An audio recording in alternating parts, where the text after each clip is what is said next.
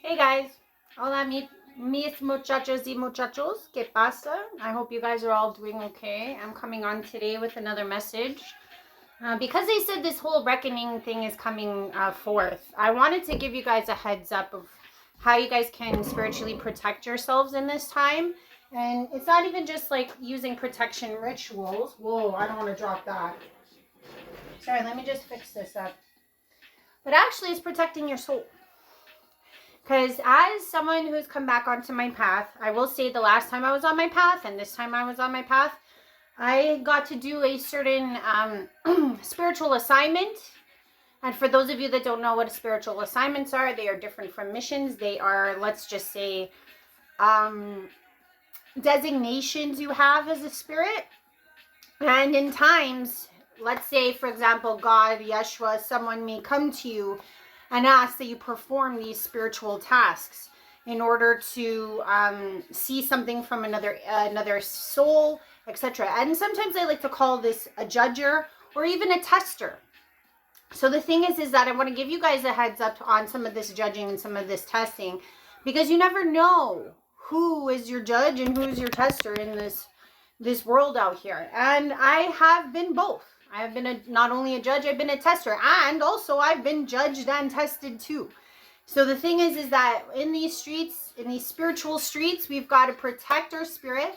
So we cannot be pimping out our spirit special sauce out there, so to speak, for things of the 3D nature. Okay? Because I see this a lot. In my time as being a tester has been really sad. Okay? And the reason why I say that is because till this date right now, I've never met anyone who's passed the test. And that is the truth. I was close once, recently, close. And then when the camera was off, they bashed me behind my back. So I was just like, you almost made it, bro. And then you fucked up. You know what I mean? So I don't want to say that I haven't failed. I failed tremendously all that time back, but that's why I can speak to this, because I know what it's like to be in spiritual jail. I know what it's like to fall from grace. I know what it's like to rise up to the occasion. So I've seen both sides. So please understand that this is real. So the first one I want to talk about is trading in God's gift, okay, for 3D gains, okay? Sometimes God's gift can come in the way of an actual spiritual gift. Sometimes God's gift can come in the way of the actual person. And sometimes God's gift can come in a physical item, okay? So the thing is that sometimes we don't realize that we are forsaking God's gift for a 3D gain. So I'm going to give you guys an example, okay? There's always this saying now, you should always watch out, because you never know when you're entertaining angels. And you should treat people accordingly, regardless of their station in life. So let's say, for example, if it's a person that's being sent your way, and you receive this person. Actually, you know what? I'll talk about an actual gift, like a gift, like let's say, okay, let's work on voice. Okay, I'm gonna go this direction with this example because it'll work better. So let's say, for example, God gave you a beautiful voice. And in the time that you've had this beautiful voice, maybe you started singing in the choir, maybe you started singing at church, maybe you got involved in a band, whatever the case may be. Now, the thing is that it could be singing or it could be speaking. Maybe you're a great philanthropist. And the thing is that even though your gift is fantastic and can be used in any way, shape, or form, you were getting hinted over and over again to use your specific gift for a specific cause. Okay? And the thing is that if you may not have followed that path, okay, it's not to say that God is going to take away that gift.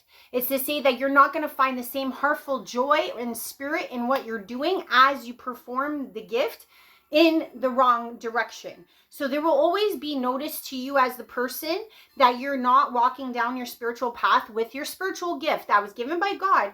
And it's something that you will know innately. And there will be other signs, because you're going to end up figuring out that you were being aligned to do something else with that gift.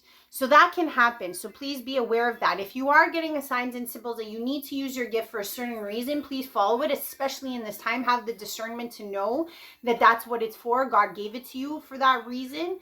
It's kind of like when you come out of a shower and someone hands you a towel. You're there to dry yourself off. You're not there to use it as a sheet for a bull, if you get my drift. So the thing is like, even though it's still a towel and you could coerce a bull towards you with that towel, that's not what you're going to use it for, because realistically, in the context of where you are and what you're doing, that towel was used to dry yourself, if that makes sense.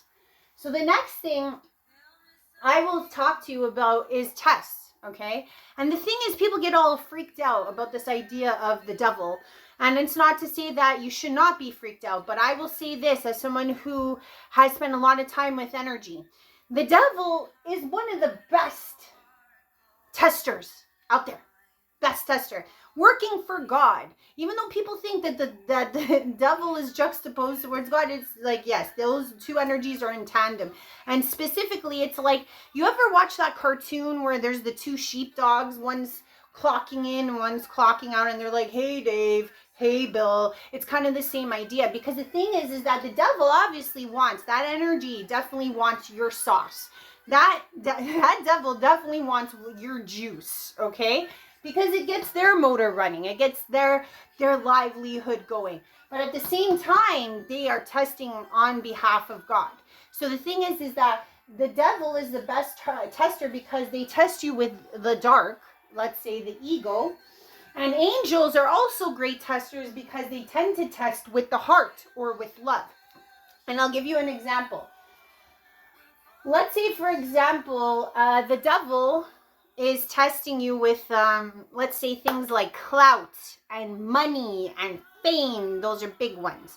Now, a lot of people talk about this in Hollywood. And I want to make it very clear to you guys that people say like, oh, you know, a lot of actors and actresses, they sign on the dotted line. They sign that contract away to the devil. Now, this is something I want to let you guys know. The reason why the devil goes directly with that contract straight to them is because they have made a definite conscious expression to the world that clout and fame and money is what they are after. The minute they went to Hollywood, the minute they made those special moves in their lives, the devil knows. Like, the devil literally can sit in Hollywood and be like, well, I know that one's looking for this one and that one's looking for fame.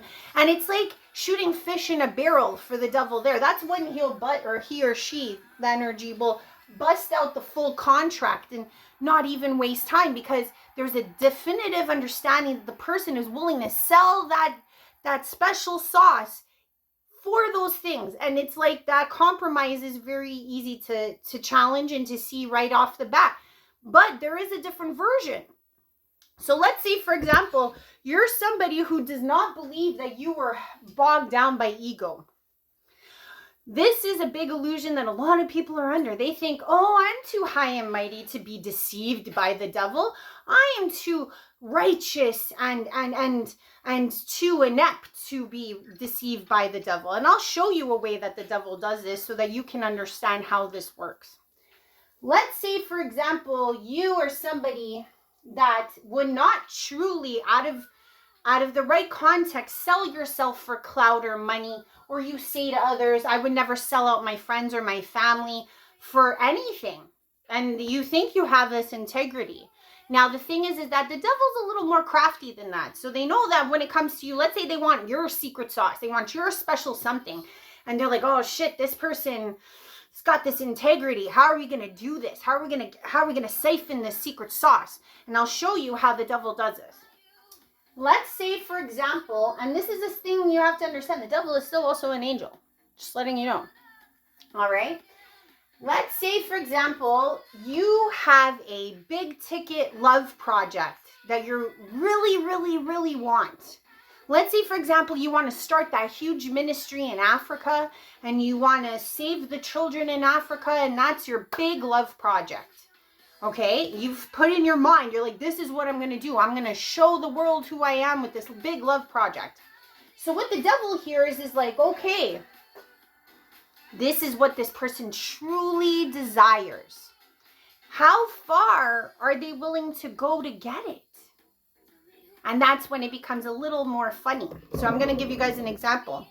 with people with integrity, with people with special sauce. Let's say they're soulful and then their integrity seems to be starting off in the right direction, right? At least that's where your start off point always, when you begin the race of spirit, you are in a good sense. And it's as the race continues that you start to die down and lose energy. So what the devil does is they use this big love ticket item that you're going after, and they slowly will get you to sell yourself out, okay? For money or for clout, or sell out friendships, or sell out little things. So like, let's say, for example, God gives you a gift and you're like, and let's say in this case, it's a person. Let's say this person was coming to you with, let's say, heart and love and there for you. And then this other person that's of a darker nature was whispering in your ear going, oh, this person's nice and everything, but you're never going to get to your big ticket item with that method of being. Like with love, you can't really pay the bills. With love, you can't really make things happen. So this other dark entity is talking to you and saying all of these things, and they convince you that that is correct. They convince you and say, oh, you know what? In order for me to get my big ticket item, I have to sacrifice this lovely person right now to go get my big ticket item. And I'll tell you exactly what you just did.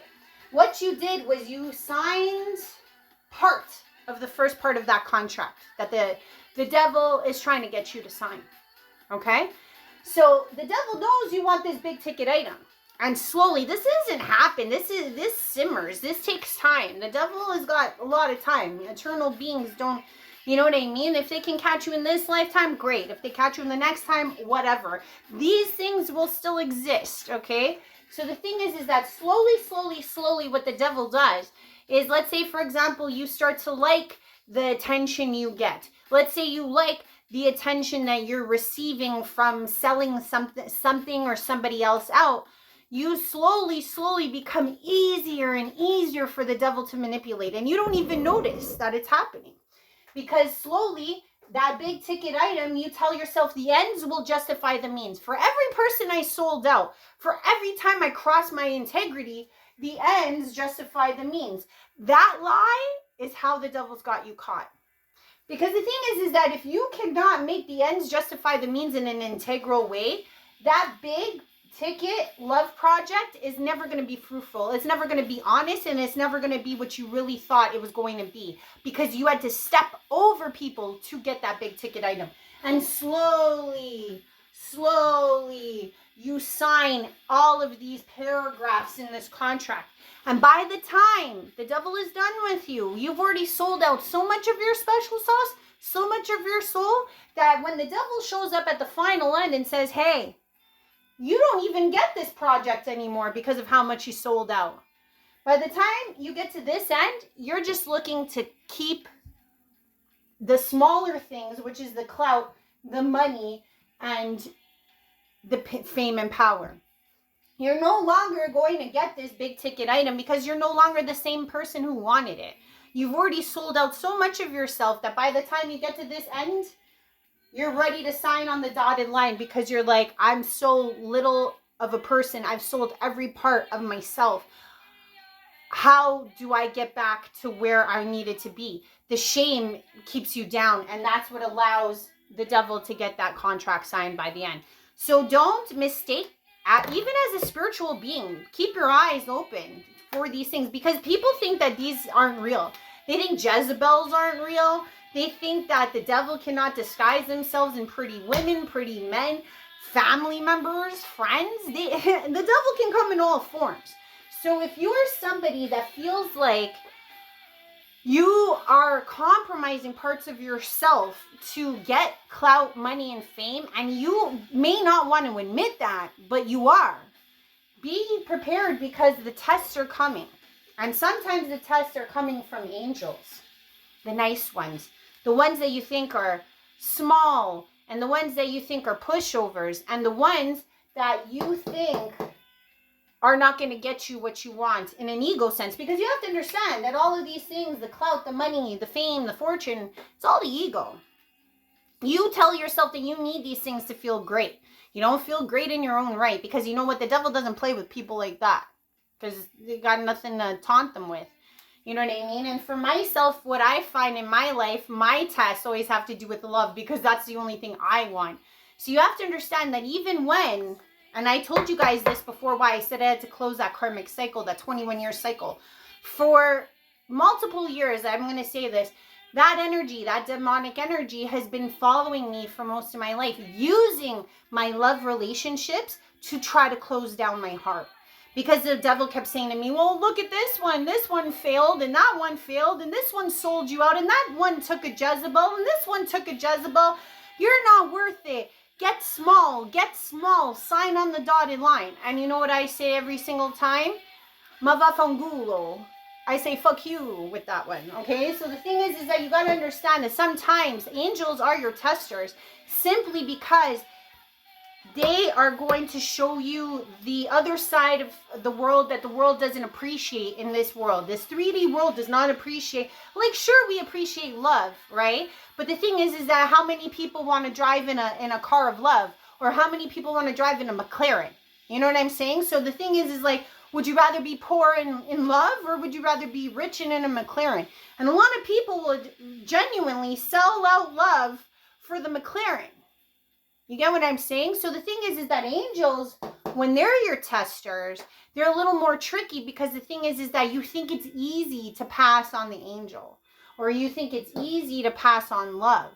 But really and truly, when that does happen, you lose spiritual acclaim. And the thing is that I know you guys don't realize this, and I'm saying this to you guys in this time of reckoning. It is very important. If you are someone who is working within this clout, money, and fame, and you're getting a high off of it, let me tell you something, okay?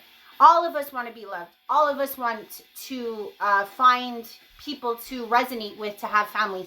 But there's a difference between fame and fortune and clout versus love and admiration. Now, the thing is, do your people actually love and admire you? Are they there for you when times are tough? Or are they just there to watch the monkey dance? So if you're pimping yourself out, if you're pimping out your spiritual juice, your spiritual gifts from God in return for 3D gains, I would really reconsider that. Because at the end of the day, you know, we all return to spirit, right? Ashes to ashes, dust to dust. And I know that a lot of humans right now are just like, I just want to drive the McLaren. Well, then you made that choice. And eternity is a long time. So really think about that when you make those choices, when you're getting challenged by either the devil or the angel. Because the thing is that once you have started signing down this contract, not only do you lose your soul, but you also lose your spirit. And the thing is that spirit is like that soul energy that you need to continue on to have that fame and fortune and clout. Because the thing is, as that drains out of you, you no longer will, you'll just lose it anyways. And the devil doesn't care that you lose it, because the devil's like, it was an illusion anyways. Pshaw. You know what I mean? So realistically, if you give all of that up, it doesn't matter. You're going to lose either way. And that's the lesson learned in this mysterious life of ours. So I just wanted to say that don't ever give away your special spirit sauce to the demonics or the lower ended beings or the 3D items in life, because you know what? I'm not saying for nothing, but integrity is what's going to get you through heaven's door. Integrity is what's going to get you through any gate in the astral. So your 3D things can't do shit on that side. You're going to go show up with all of your hundreds and all of your thousands. What's going to buy you? You know what's even more funny is that when this whole system crashes, what the fuck is money going to buy you anyways? It's a joke, another illusion.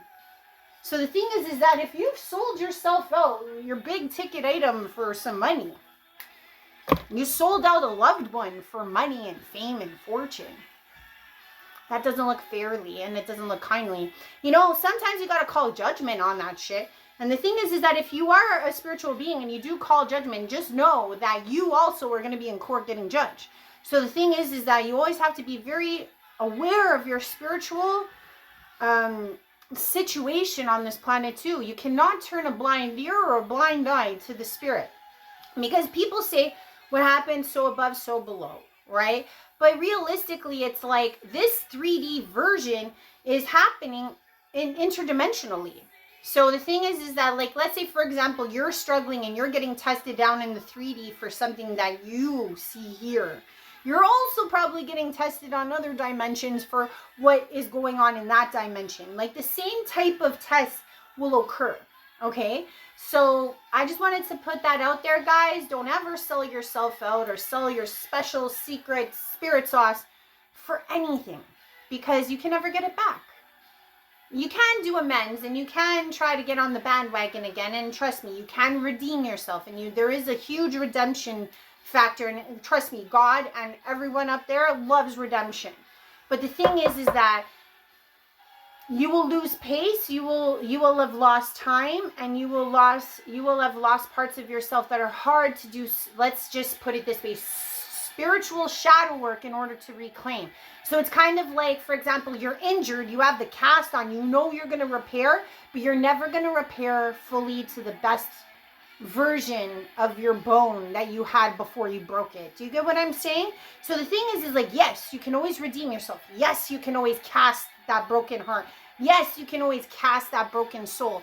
But you know deep down inside it'll never be at the full intensity and the full power it could have been had you not given away in the first place.